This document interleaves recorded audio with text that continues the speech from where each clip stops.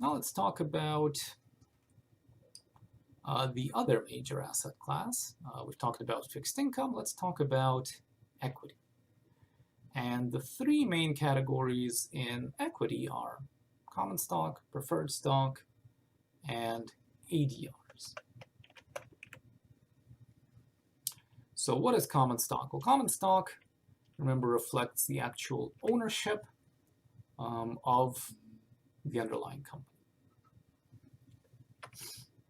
Coupled with that, though, it is a residual claim.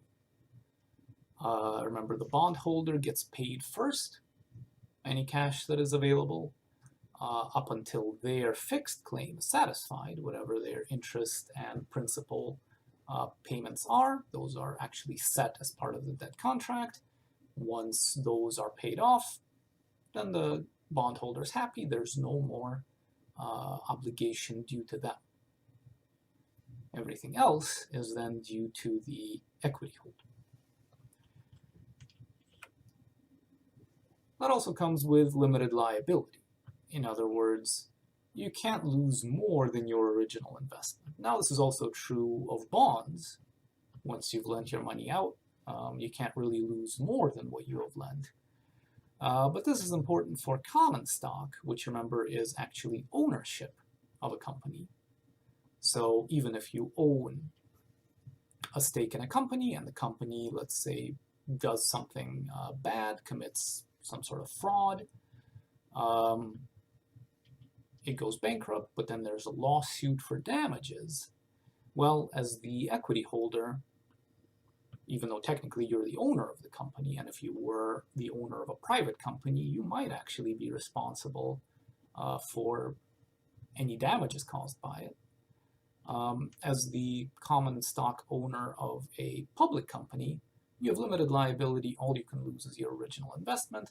You're not actually on the hook for any excess losses. And this is a big innovation. This is sort of what actually has made public companies work. Because if you don't have a limited liability provision, well, it means that you take on potentially unlimited risk if you ever choose to invest your money. So until the limited liability provision was introduced, people just didn't invest very much because they were worried they could actually lose more than they put in. Now, preferred stock is sort of an interesting animal in that it straddles the line between debt and common stock. So debt has a fixed maturity, preferred stock doesn't. It's a perpetuity. It'll always pay you a dividend.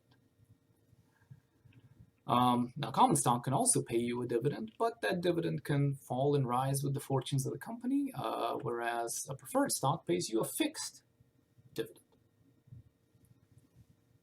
Now, furthermore, we know that debt has a priority claim over common stock. Preferred stock has a priority claim over common stock, but after debt.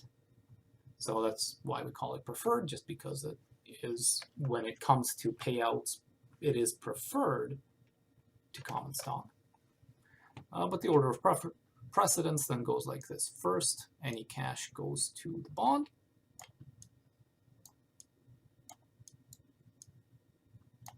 Then, once the bondholder is satisfied, anything that remains cascades down and pays the preferred stockholder. Now remember, the only cash flow that the preferred stockholder receives is just that perpetuity fixed dividend. Since the preferred stock is a perpetuity, they don't even get their principal back ever. They just keep receiving this fixed dividend. And once that is paid out, then anything that remains belongs to the common stockholder. So now you can see sort of the promise and the peril of being a common shareholder. The good news is that however much remains, you own all of it.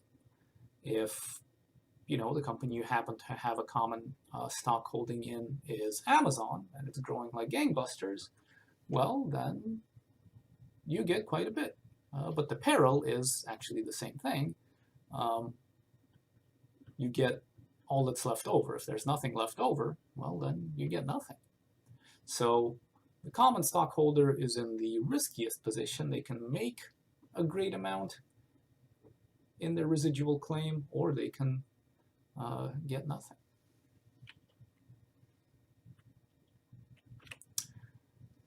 And finally, there's some differences in the tax treatment of preferred stocks, mostly to avoid the idea of triple taxation, where a company that might hold preferred stock in another company might end up paying corporate tax twice. So the dividend paid on preferred stock gets a different tax treatment than common stock. And then the last type of equity security that we should talk about is the American Depository Receipt. It's shortened to ADR, and this is sort of like the equity equivalent of a Yankee bond or a Euro bond. Remember, we've got companies outside of the US that issue bonds denominated in dollars and traded in the US to attract capital from the US. Well, they do the same thing for their equity that they do for their debt. So a company like Royal Dutch Shell can issue an ADR denominated in dollars, traded in the US, that is a common share in this Dutch company. So these are traded in the US markets, but they represent ownership shares of a foreign company. And if they're traded in the US markets, that means that they are denominated in dollars.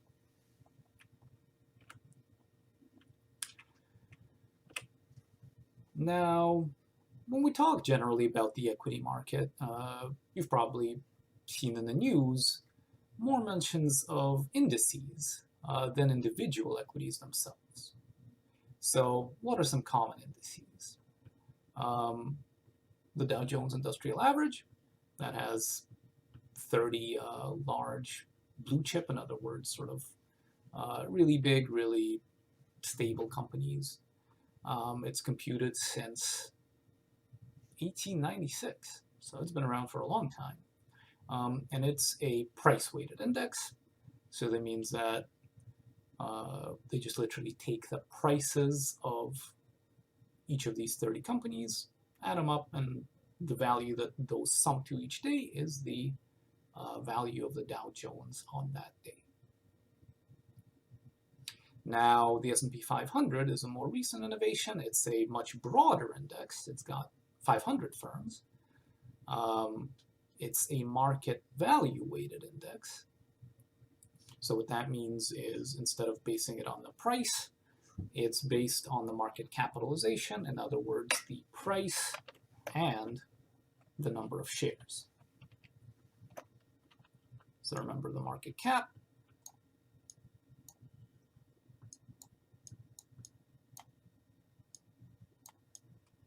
Cap standing for capitalization is equal to the price per share times the number of shares.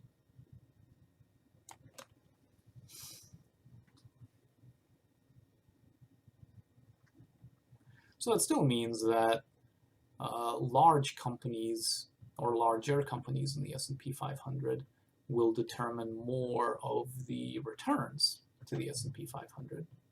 So for the Dow Jones, if let's say a company with a share price of $30 makes a 5% return, that is multiplied by its price.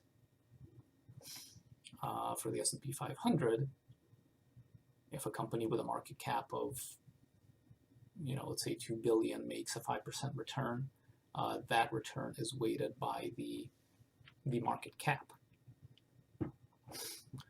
So generally this is considered a more accurate measure of size, but both of these are tilted effectively toward larger companies, because a larger company is going to have a larger stock price and usually a larger market capitalization, insofar as each share is more valuable, and assuming a similar number of shares outstanding, well, a company with a larger share price is usually going to be a bigger company in terms of capitalization as well. Now there's other indices out there. There's the Russell 3000, considered a much more comprehensive stock index. The 3,000 biggest companies in the States by market cap. The NASDAQ, which focuses on technology. But oftentimes when a stock return is mentioned in the news, what that is a market value weighted return on the 500 firms in the S&P 500. Now, what is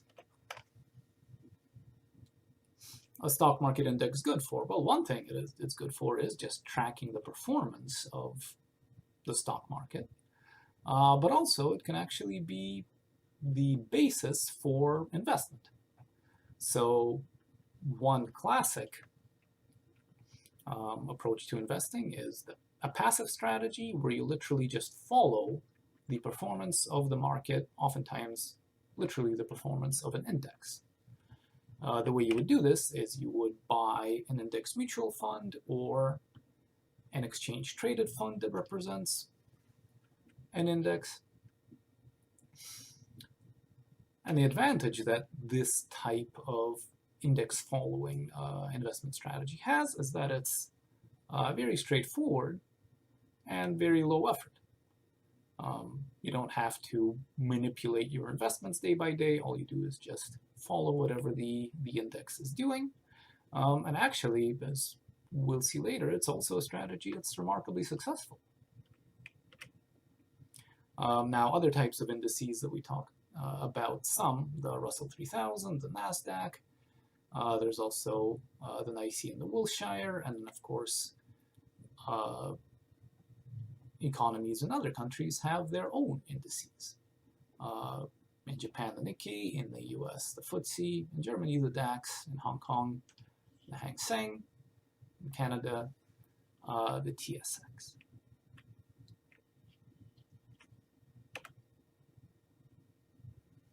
So the last category of asset classes that we should talk about is derivatives. Now these actually span literally any type of security that, as we said, derives its value from the value of another asset. But the two main categories that we should become familiar with are options and futures. So both of these are securities that get their value from another financial asset, and those financial assets can be commodities, bonds or stocks, or entire market indices, and they're always keyed off the price of those indices. And by always, I mean usually, because you can, for example, have an option on a volatility index. Not exactly a price, but similar enough. Now, the main types of options that exist in derivative markets are call options and put options. To give sort of a high-level overview of what these are, a call option is the right to buy the underlying asset at a certain strike price. The strike price is agreed upon as part of this options contract. And therefore, that is the mechanism by which the call option derives its value from the underlying financial asset. If you can buy a financial asset more cheaply, then the option, the right to buy it, is worth more. So the value of an option decreases as the strike price, the right to buy the underlying asset at a certain price, as that price increases. So you prefer to buy things more cheaply than more expensively.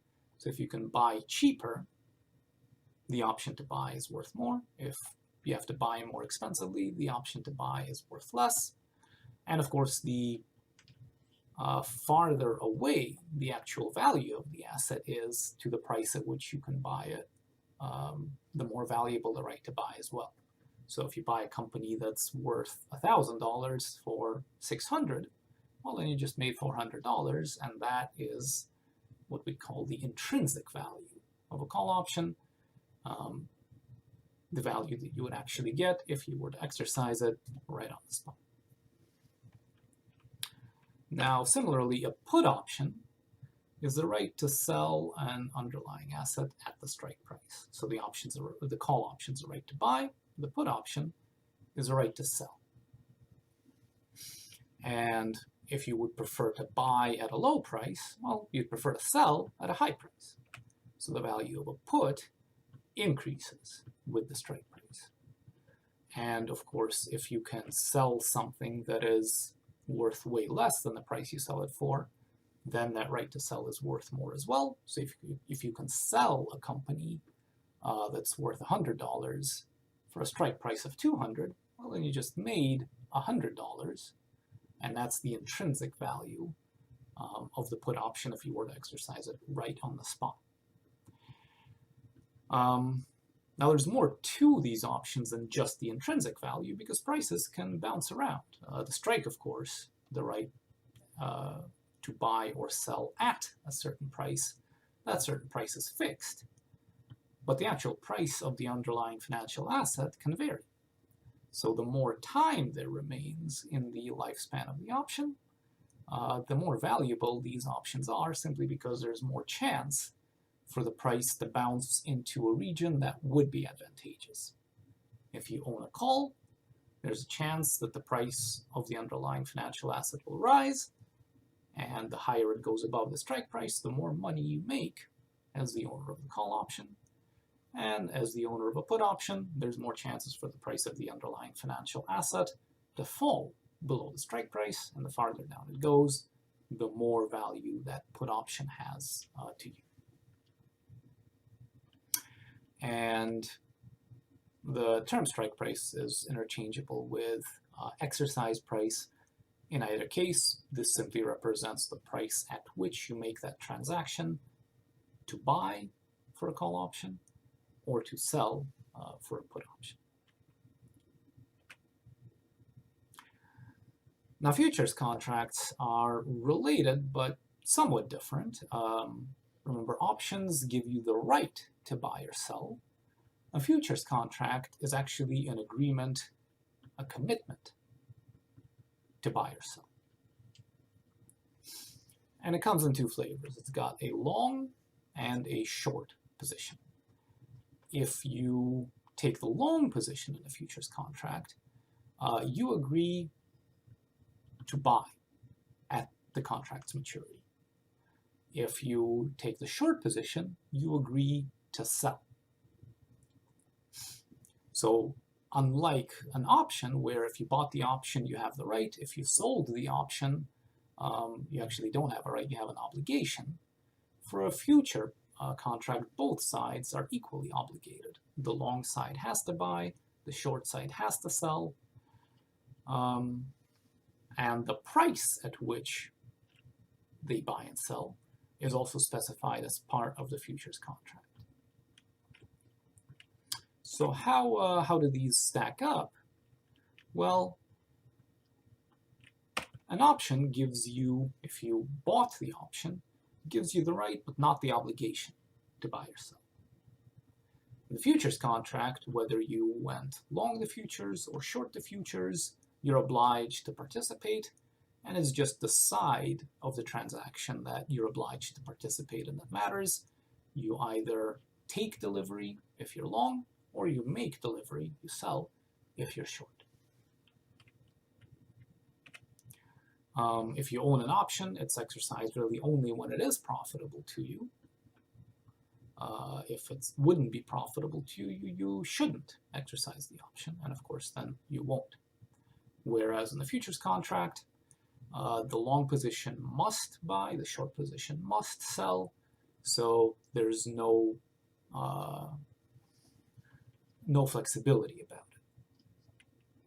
But because of that, that also drives another critical difference between these two, which is that since owning an option gives you a right but not an obligation, that right is worth something. So that means that that right must be purchased. And it is purchased for what we call a premium. In other words, the value of that right to buy or sell, but being able to not participate in that transaction if it's not advantageous to you. Whereas for a futures contract, since it obligates both sides, the side that agrees to buy, the side that agrees to sell, since they mutually agree, well, that also means that they believe that the contract is fair already. So that means that there's no additional money that needs to be paid by either side to enter into the contract. So an option contract must actually be bought for a certain premium. A futures contract is simply agreed by both parties, and then no further money changes hands until the futures contract matures and the long party buys, the short party sells.